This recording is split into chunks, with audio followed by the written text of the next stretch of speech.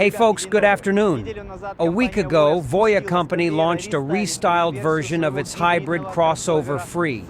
It inherited the design of the DNA version, became more technological, and most importantly, $10,000 cheaper. Well, let's review.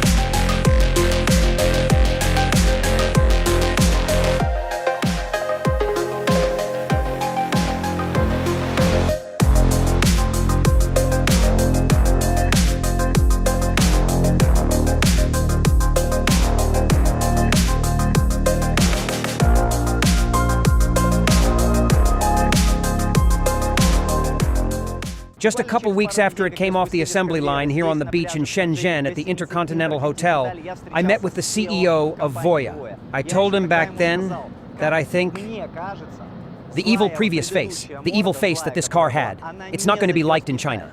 It will be liked in other countries, but it's unlikely to be loved in China. The Chinese like cartoonish, funny, cheerful.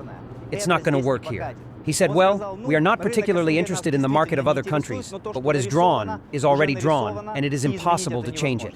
That's basically how it worked out. The previous face in the Chinese market couldn't sell hardly anything. For one thing, the L7 got in the way.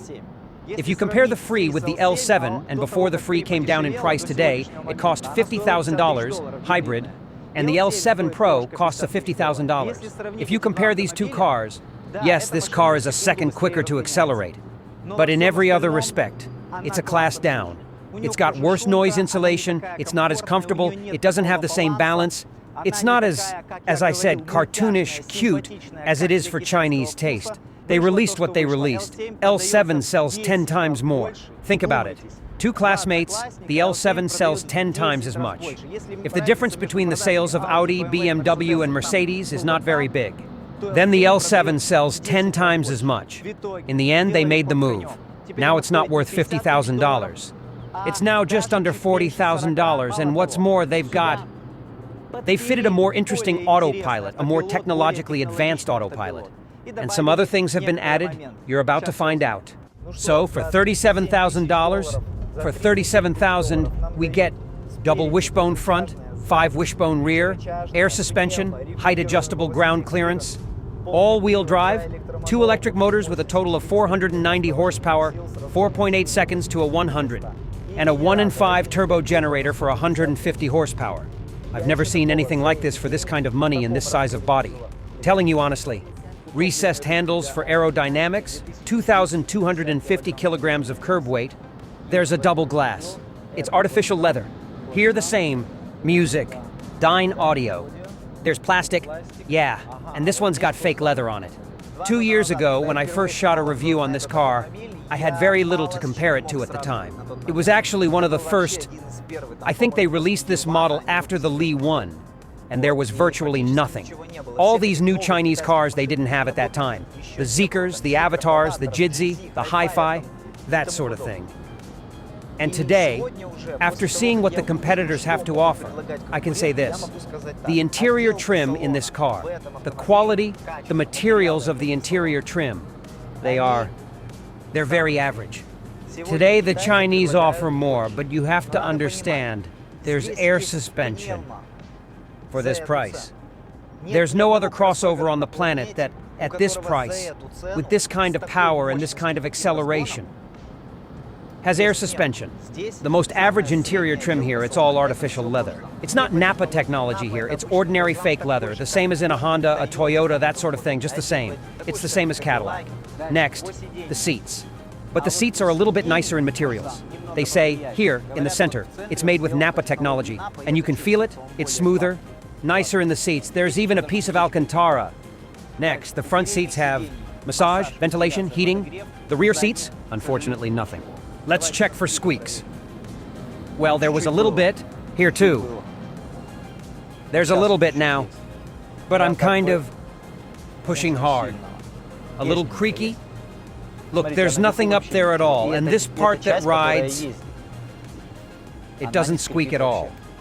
Well, let's put it this way, it's a B-. For example, L7 doesn't have a single squeak at all. In terms of seating, just like the old version 2 years ago, there's plenty of knee room. I'm sitting upright, I can reach the steering wheel. 4 fingers gap I have, as you can see. A person of any height can sit here comfortably, both down and up. Steering wheel height and reach adjustment is mechanical. There's plenty of room, comfortable seating. It's simplified, cheapened, and it's good that they did it that way. There was a lot of unnecessary and not very usable. There was a touchpad that had several commands. I'm sure nobody used it. They promised to do something about it. Anyway, they removed it, removed the selector, it moved here. Now there's room for wireless charging for 2 phones. And there's 5 live buttons, that's 360 cameras. Parking, driving mode, sport mode, raise and lower the suspension, and raise and lower the screens. This story, by the way, I think this is a really cool... We don't understand yet how reliable it will be. None of our customers have yet approached us with this problem, that something broke in this place. But it's really cool if it's going to work. At least as long as the electronics in a German 3. That would be nice. In general, of course, I'd like it to be like the Japanese in terms of reliability. Well, in general, it looks cool, you'll agree. Let's put it down one more time. There are 2 climate zones, mechanical buttons, and the climate control itself. That's a big plus. Also, as you can see, the air is mechanical. The glasses case, a big plus, is cloth covered. A little bit flimsy. There's a camera and mechanical buttons to control the light bulb. It's all covered in regular fabric. Nothing fancy. Big panoramic sunroof, no sunshade unfortunately, but it's a gas roof, it can change transparency. Right now, it's completely cloudy. Let's make it transparent. The center screen is 12 inches, 2K resolution, all on an 855 chip, it's got English. The way I see it, it's gotten smoother. Compared to the previous version, it doesn't twitch, it doesn't flicker. It's more pleasing to the eye. Let's look at the map at once. Well, the map doesn't slow down, but Lee 7's map is faster. Okay, the settings, there's ambient lighting. By the way, it would have been understandable without English too. Look at how they've got all this accompaniment by pictures. Now this, we have climate control on the buttons, but you can also do it on the screen. I see there are odors too, 3 perfumes. Then what else is there? We swipe down from the top, we get to the hot menu. Okay, next, if you swipe from the bottom to the top, there's nothing. Yeah, from left to right, there's also hot buttons. There's also 5G internet. Let's go into the gallery. Yes, as you can see, there's an internal and external video recorder. There is no head-up display, so just the dashboard screen for the driver. Also 2K, also 12 inches. You can have different themes to use. The classic one is there right now. Minimalist, as they say. And Sperry Wish. You know, like you're in the clouds somewhere. By the way, this theme has augmented reality, as you can see. For the passenger is also 12 inches, also 2K. There are movies, there's some programs. And there's karaoke. You plug in your microphones and you sing. Big glove box, cloth covered inside. 187 centimeters tall, sat behind myself, more than 2 fists in front of my knee. Plenty of room for the rear passengers over their head. 1.5 fists. But I'd like to lean back a little bit. You can't do that here. You can't do that here. By the way, the seat cushion, yes, it's quite long. The armrest is very basic. 2 cup holders, the construction is solid. In the restyled version, passengers are now offered a small screen in the back. A small screen? It's under a film.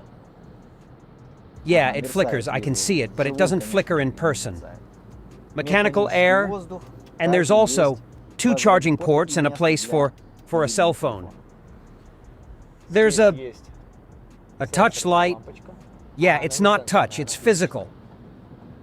The design of the backrests is nice, if you ask me. And there's a document box.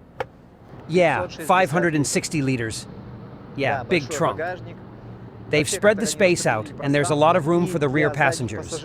A lot of room, and the trunk is big, which is a big plus. But it's simple. There's just a speaker and nothing else. So let's check it out, if we can sleep here.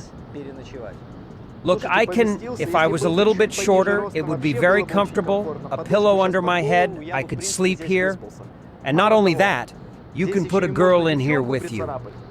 You can go down a minimum of 11 centimeters. Maximum you can go up 21 centimeters. At the back on the right side of the tank for 56 liters, the company assures that here, the fuel consumption in summer in the city about 6 liters, in principle quite realistic because I've got a Lixiang that's 250 kilograms heavier than this car. And it has a consumption of 7 liters in summer in the city. You have to realize that it is a sequential hybrid, which means that in cold winters the consumption will be higher. On the highway, the consumption is also higher than in the city.